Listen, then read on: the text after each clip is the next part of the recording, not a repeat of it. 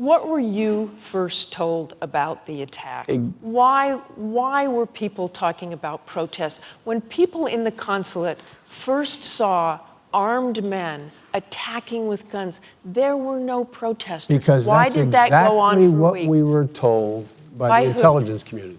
The intelligence community told us that. As they learned more facts about exactly what happened, they changed their assessment. That's why there's also an investigation headed by Tom Pickering, a leading diplomat from the Reagan years, who is doing an investigation as to whether or not there are any lapses, what the lapses were, so that they will never happen again. And they wanted more security there. Well, we weren't told they wanted more security again. We did not know they wanted more security again. And by the way, at the time, we were told exactly, we said exactly what the intelligence community told us that they knew. That was the assessment. And as the intelligence community changed their view, we made it clear they changed their view. That's why I said we will get to the bottom of this. You know, usually when there's a crisis, we pull together. We pull together as a nation. But as I said, even before we knew what happened to the ambassador, the governor was holding a press conference. That's not presidential leadership.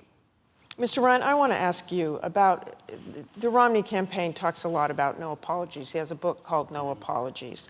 Should the U.S. have apologized for Americans burning Qurans in Afghanistan? Should the U.S. apologize for U.S. Marines urinating on Taliban corpses? Oh, gosh, yes.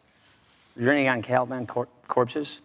What we should not apologize for. Burning Qurans immediately. What we should not be apologizing for are standing up for our values. What we should not be doing is saying to the Egyptian people, while Mubarak is cracking down on them, that he's a good guy, and then the next week say he ought to go. What we should not be doing is rejecting claims for calls for more security in our barracks, in our Marine. We need Marines in Benghazi when the commander on the ground says we need more forces for security. There were requests for extra security. Those requests were not honored. Look, this was the anniversary of 9/11.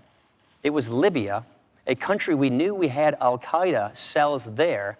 As we know, al-Qaeda and its affiliates are on the rise in northern Africa. And we did not give our ambassador in Benghazi a Marine detachment. Of course there's an investigation so we can make sure that this never happens again. But when it comes to speaking up for our values, we should not apologize for those.